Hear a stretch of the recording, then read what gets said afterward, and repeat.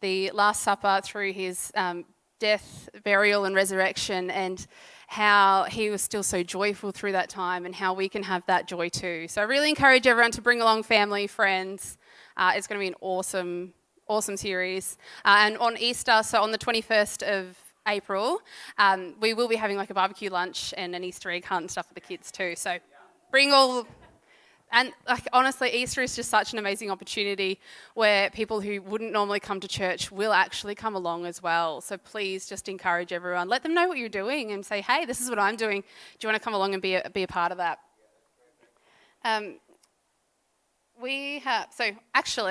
Always a reminder as well, on our Connect cards too is our website. So please, anything upcoming, jump on, have a look. If you're not connected in a links group, jump on there as well, see what links group we have going on. They are amazing, as much as Since always, yep.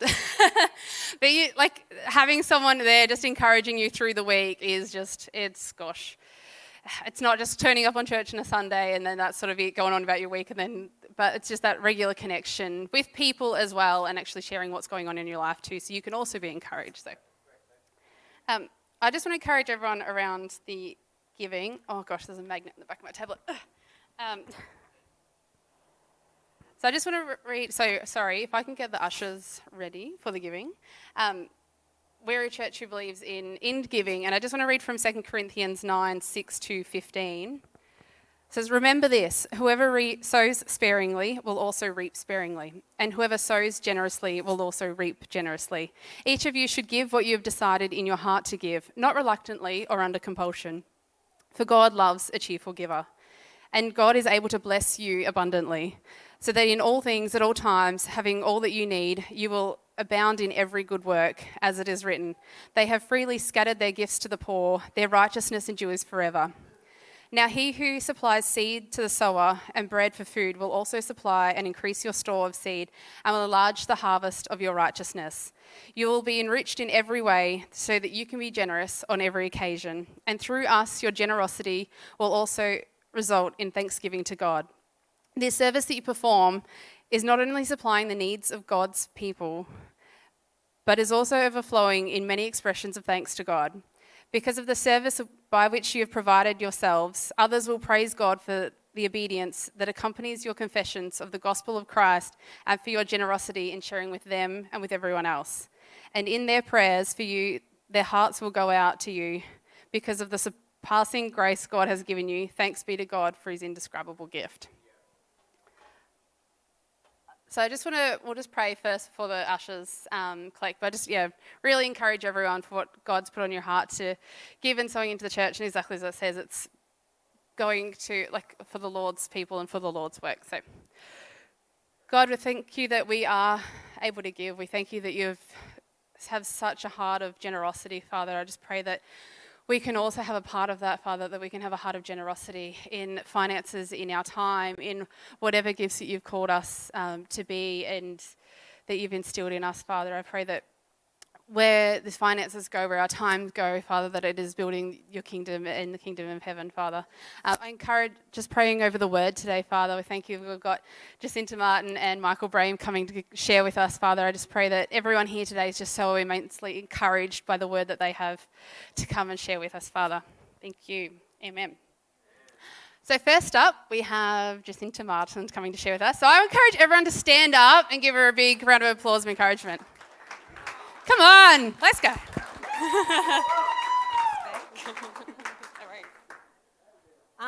Okay, so as I usually do, I like to make this a little bit of fun. Can I get Alice and Will to stand up the front for me for a minute? Alex, can you just give me a wave when you've got something ready? Okay, cool. So, keeping with tradition, I like to do something called, what some of you will remember is called the Love Run. So this is just a bit of fun, goes with my message, don't worry. If we can cue that music.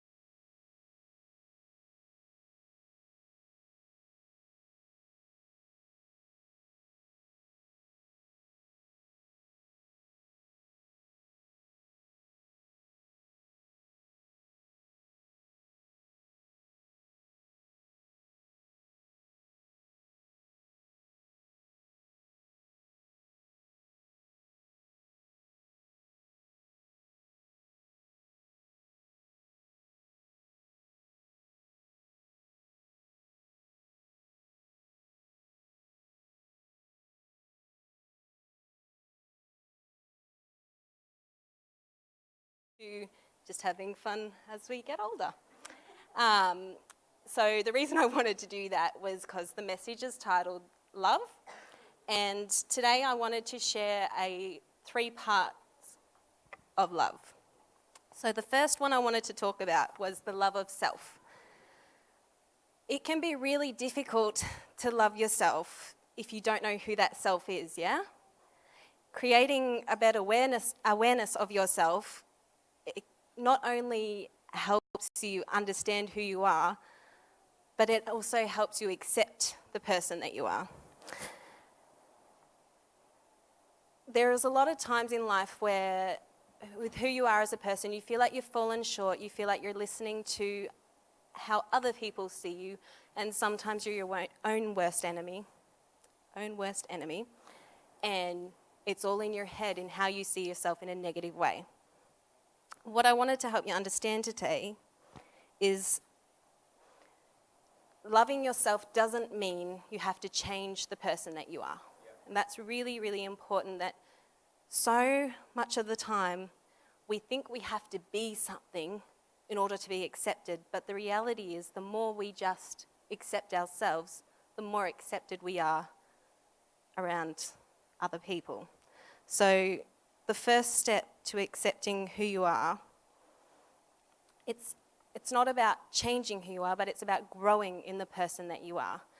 A good example for this, where's Beck? As she said about my link before, love you so much.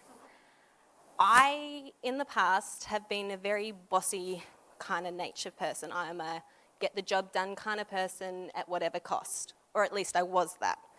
And what I learnt about myself in my bossy nature, I used to think it was a bad thing because I would bring people down. I would be a negative side of bossiness. But what I started to do years ago, I would try to change that part of who I was, only to realize that changing who I was making me a worse person because I wasn't embracing the person that I was. But that bossy nature side of me, it taught me a great deal about myself. Some of the attributes I had to learn to become the best version of myself was patience, grace, compassion. Particularly those 3 were a big part of my nature that actually made being bossy a positive thing, a good part of who I was. But I had to really grow in those other areas that I already had. They were attributes that I had, but they weren't strong attributes because the bossy nature took over. And as I embraced that side of who I was, I grew in that person rather than changing who I was. So with that example, I just wanted to encourage you that it's okay to grow in who you are. You don't have to change the person that you are. It is honestly the first step to loving yourself, and when you love yourself, you are free to love other people. I like how 1 Corinthians 25:10 puts it. By the grace of God, I am who I am. Real simple. All that says to me is that you are worthy, whoever you are, however you are worthy. My second point was loving others. This one, I have a few questions to ask you. So, what does loving on purpose look like to you? What does love look like to you? These are things that are different for every single one of us. They outwork our love in a way we want to be loved often, but we've forgotten to love people the way that they desire to be loved. And I just wanted to ask you for a minute, just the person next to you, or if you have someone on your mind, your child, your spouse, just a family member, I want to ask you, how are you loving them? Are you loving them well? To love someone well means to love them the way that they want to be loved, not the way you want to be loved. A book I read once put it perfectly. Most of you probably heard of this book, and I would encourage you to read it. It's called The 5 Love Languages. So we've got physical touch, words of affirmation, gifts, acts of service, and quality time. And the shortened version of this is, which one of those could you never live without? And you should read the book and do the study, but it's a really good way to examine how it is that you desire to be loved, and ask the person next to you, the person that's on your mind, how they desire to be loved. God has never just loved some of who you are. He loves all of who you are. That, to me, is love. If we reflect that in our relationship, Did you hear everything? If we reflect that in our relationships, what it looks like, how different would that relationship be? When you first meet your life partner, you don't think, I like these few things about you, but the rest of you needs to change. If you did think that when you first met someone, you're in for a number of miserable years. But often how it goes is that you fall in love with that person, and over time you want them to change parts of who they are, and you often start thinking, if only they changed this about themselves, we'd be happy. But it's simply not true. No matter if that was your child, you can be forcing your child to be somebody they're not, to not experience real love because you're trying to change them, or the person you're married to, or your best friend, or whoever. It's not true. They don't have to change who they are. But to grow in the person that they are is a much healthier way of life, because then they actually figure out who they are and they embrace who they are. And to be honest, whether we pray about it or we just desire that person to change, 9 out of 10 times, if that's what you're asking your partner to do, or your child, or whoever, guess where the change needs to start? The growth comes from you. All it is about changing your perspective on the person sitting next to you and start working on you. You can control how you want to be. You can control the growth of who you are, but controlling somebody else does not help them become the best person that they can be.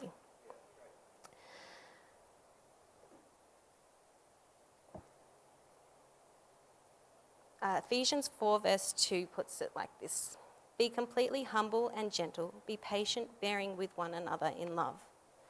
Or 1 Peter 4:8, above all, love each other deeply, because love covers over a multitude of sins. Love is not conditional. Love does not mean you give ultimatums. Love is accepting the person in front of you for all of who they are, just as you want to be accepted for all of who you are, just as God accepts you for all of who you are. And my last point, the love of God. This happened to me the other day. I was just driving in the car, just a normal day, and where I live, there's a whole lot of construction going on everywhere, and so all I could see was just piles of dirt, fences everywhere. Nothing looked all that pretty. Then I started seeing outlines of trees, and then behind that, I saw this amazing sunset. And you know when you have those beautiful sunsets that you take your photo of, put it on social media? I did not do that, but I did appreciate and embrace the sunset, because when I saw that, what I realized is this is often how we see ourselves. What we see is the mess surrounding us. We can only see the rubbish and the dirt piling up, and we start not appreciating who we are, not embracing the person that we are. And all that God sees is the sunset. He's not looking at our mess, he's looking at our heart. So I wanted to encourage you to take your focus off your mess and put your focus on who God says you are.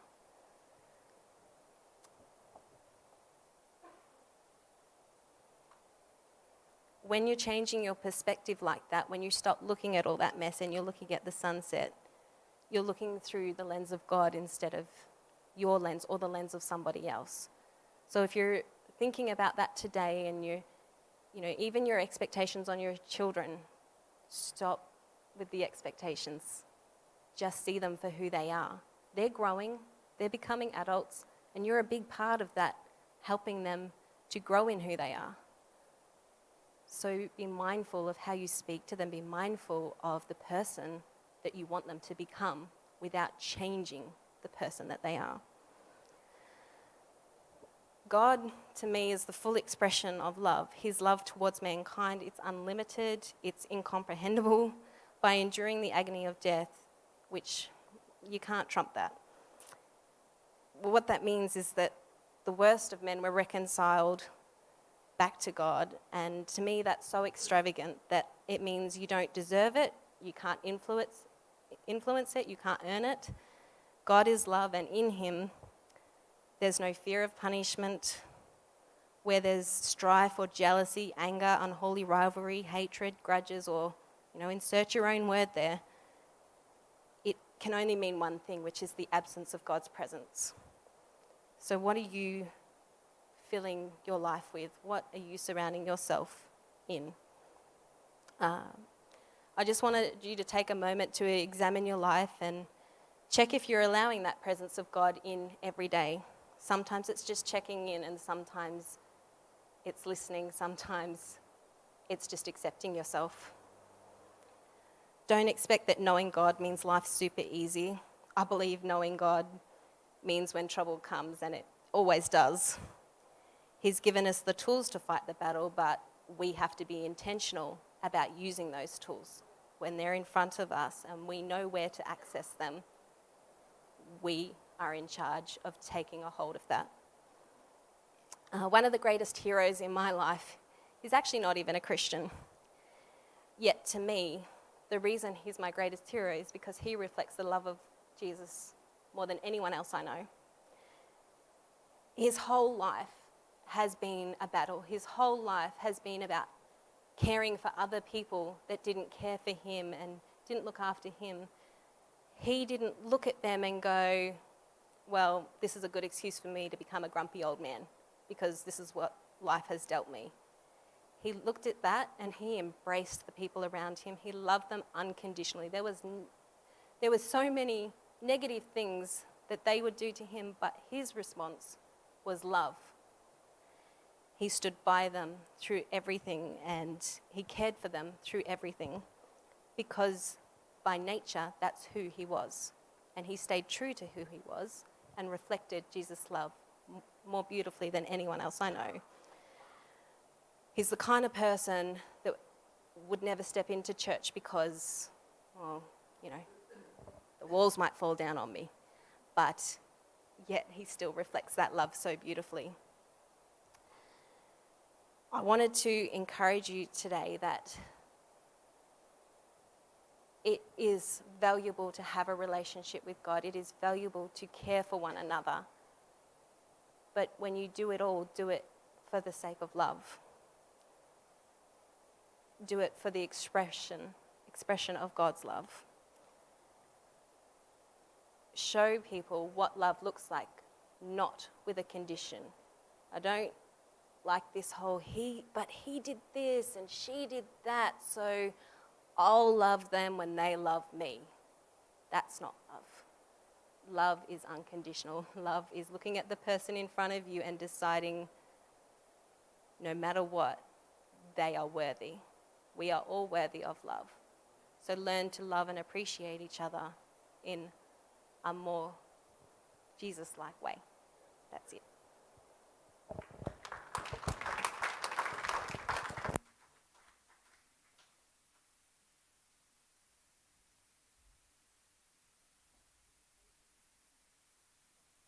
Thanks, Sid. That was amazing. Now we have Michael Brame, or Bramo, more commonly known. All right, we also need to give a massive welcome introduction to Bramo. Hey, how you doing?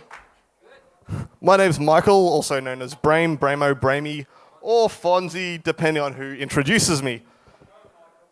And I'm one of the bassists here at Epicentre Church. Now, obviously, being a bassist, I love music. Music's a big part of my life.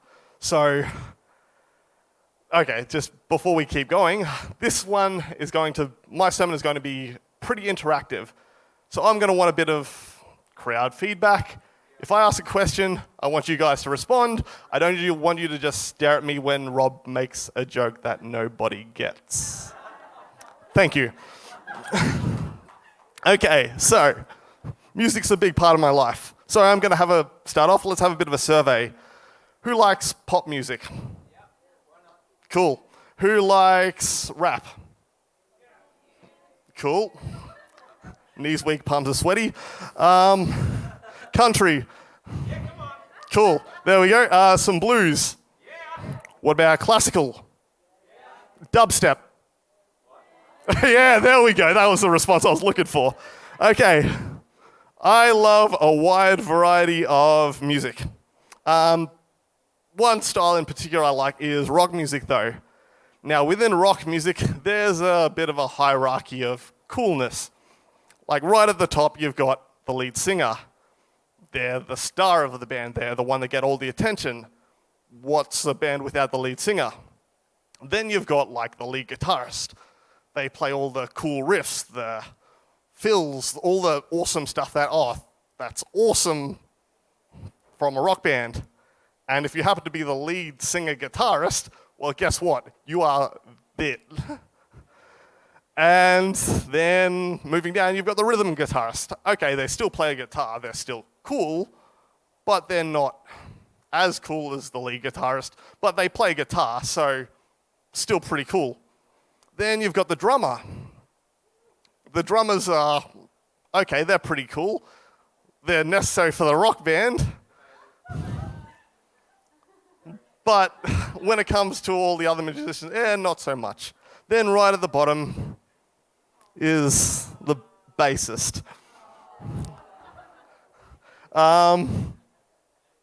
What's a bassist do?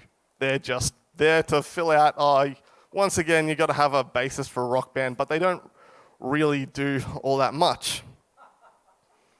That's the common perception, right? As a bassist myself, I've copped, you get a little bit of that. Like particularly from other people who are in bands. Thank you. But it could be, as the bassist, it could be easier to go, okay, well, no one really appreciates me. Like, don't feel like I'm really contributing that much, so I'm just gonna stop playing. They'll just be fine without me. Now, you're probably wondering what this has to do with church. But I want to sort of tie this in with volunteering. Now, this isn't a recruitment drive. This is just sort of my experience and my journey in volunteering. See, but it's not just about volunteering. We all volunteer in some parts of our life, whether it's with our school. Like if you have kids go to school, the school will have a fete, and then, as a parent, you've got to sort of support your kids and support the school. Or you might be a part of a charity like We Care, so they have tin rattles. But even within church, there's a whole bunch of different things that we volunteer for. Now, when I first I thought, it feels like I do a whole heap, which I do, but it seems like nobody else really does anything. I was told that actually 90% of our church regulars actually volunteer in some capacity. That's awesome. But as a volunteer, like a bassist, you can sort of feel that you're not really making much of an impact. I know I've been in kids some weeks and I'm not a parent, I have no kids, I have no obligation to be part of this. And then the kids are playing up, they're not paying attention to the lesson, and I go, why am I dealing with you little sugar plums?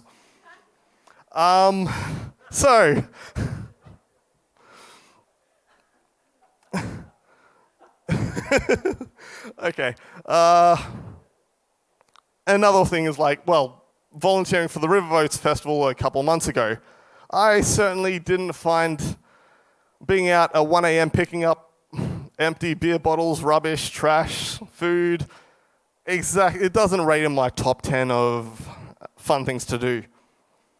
But even volunteering in church, yeah, it can be something where you feel like that you're not recognized, or that it seems like it's such a small part of it that you don't really have any impact. Now, I'd like a volunteer. Now, I'm going to ask you, well, someone who knows a bit about the New Testament, I'm just going to ask you about 4 or 5 quick questions. And yeah, so can I have a cool. Adam, thank you very much.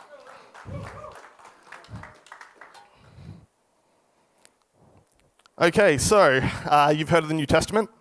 Yes, You know a little bit about the New Testament. a little bit. Have you heard of the 12 disciples? Yes. Can you name the 12 disciples? Peter, Barnabas, John, and Matthew, Judas. There's another John. Is there 3 Johns? Pretty good though. Like, cause thank you, Adam. Cause that's all I need you for. Yep. Well, cause when I first asked myself this question, I was like, I spent a good 3 to 4 minutes thinking about this, and I did worse than Adam. I could only come up with like 4. And yeah, so does that mean that the rest of the disciples were unnecessary?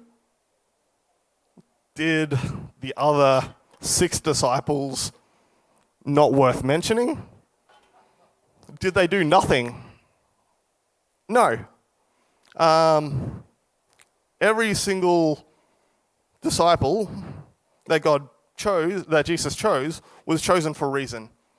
They all had a specific role within their choosing that Jesus had in mind for them and that God had a plan for. Some of the ones that, some of the disciples was Andrew. Andrew went on to preach in Europe and Western Asia. James went to Spain. Bartholomew, who's Bartholomew? He preached in India. Thomas in Syria and Persia. They may not have taken center stage in Jesus' rock band. They were the bassists, but that certainly doesn't make them any less important. Now, I'm going to ask Will to give me a hand. Can we give Will a round of applause? I'm also going to set myself up, so just give us 30 seconds and we'll continue.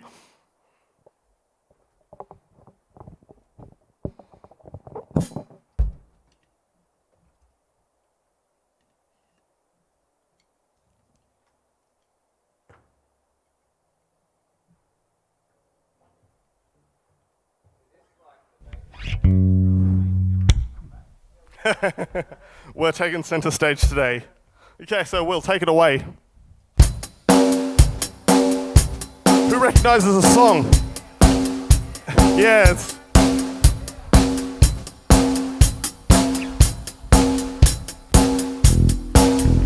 Hang on. Now I gotta think to myself.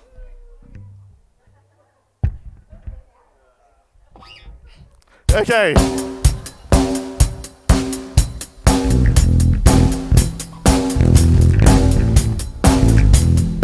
Anyone recognize it now? Okay, next song. Anybody recognize the song?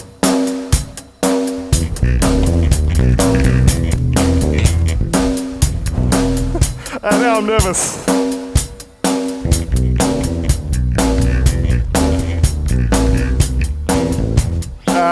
Okay, that's enough of that. One more. So, take it away, Will. Nice and easy, right?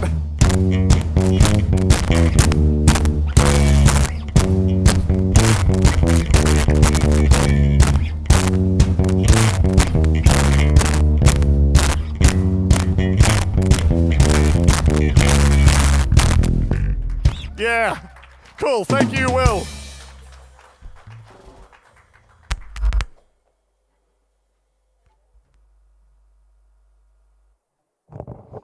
So, bit of fun, right? Now, Would those songs be those songs without a bass line? Would they even be a song? No. So many songs, and there's like so many more that I personally love. YYZ by Rush, Hysteria by Muse, that are carried by a bass line that just drives through the song. And it's so many bands would just not be as good without their bassists. Like, I played Queen, but does anyone know the bassist was John Deacon? No. Flea you may have heard of from the Red Hot Chili Peppers. Led Zeppelin had John Paul Jones. Bassists that were absolutely essential to their band's success. Just as our volunteers are crucial to our church's success. It can be easy to feel like that we just don't achieve anything when we're just standing on a door greeting people, but in reality, you're a massive part of what makes Epicentre work. I ran into Karina and the Bruffles at the supermarket a couple of weeks ago after church, and I was on kids the previous week, and once again the kids were playing up, and Karina asked me the question, I don't know how you do it, in regards to what makes me keep on volunteering when so much of the time it can feel like I'm just not, or it appears on the outside that I'm not achieving anything. My response, which I didn't give at the time, but which I've always held, is that I see the value in it. I see the long-term reward is far surpassed by my short-term, once a month for a couple of hours discomfort. When Alice was speaking last week, speaking about resistance and obstacles, yes, there are plenty of obstacles and resistances that can arise when you're volunteering, but the reward far outweighs the temporary discomfort and displeasure that it can bring. Should Bartholomew go on, it feels like I'm only a minor disciple, they'll just be fine without me. No, he still had his role to play. All the disciples were chosen for a reason that had their place in Jesus' band. They may have been bassists in Jesus' band, but they're just as important. So I'm going to call out some of our church bassists today. People who rock on consistently, sometimes taking the lead, but most of the time they just keep the church ticking along to a regular beat. Our church graders at the start of church, most of the time I just walk past them myself. But they're there for a job, and they do an awesome job. Rock on. Will, Matt, and the rest of our sound team and production team, when something goes horribly wrong, you can watch all the faces, or at least a good portion of them, turn around, look at the sound desk as if to stare at them and go, what are you doing? But nobody seems to recognize the fact that they get it consistently right over and over again. Rock on. Our events team, once again, it seems like a minor, it's a role that doesn't really get publicized. But Janelle, Narelle, Erin, Beck, and Beck, they keep the things ticking along. They get stuff organized. They do an amazing job. Rock on. Our kids team, being a part of that, I see how hard it can be some weeks to feel like you're struggling and just, but they do an amazing job. Rock on. And our cafe teams, our setup, our pack down, quite often they don't get any recognition. And a lot of people I know will just jump in, even when they're not rostered.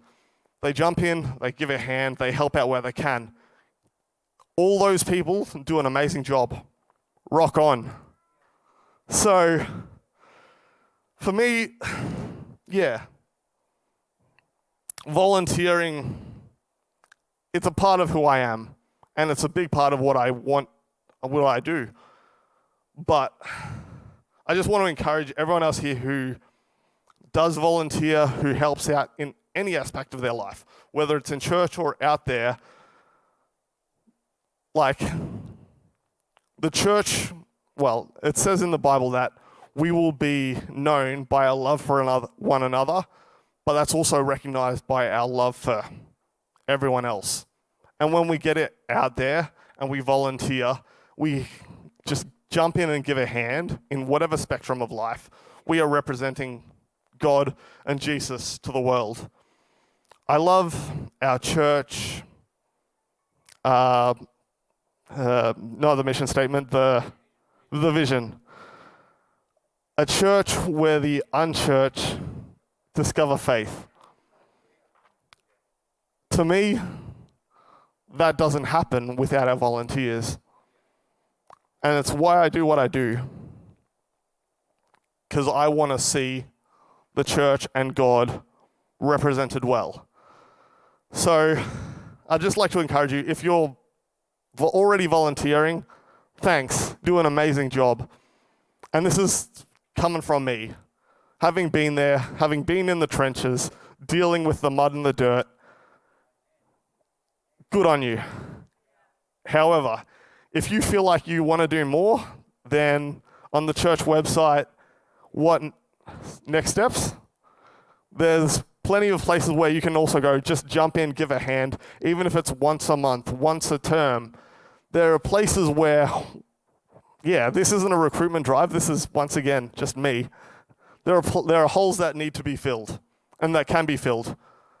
So if you feel like you can jump in and help out wherever you can, rock on. Thank you very much.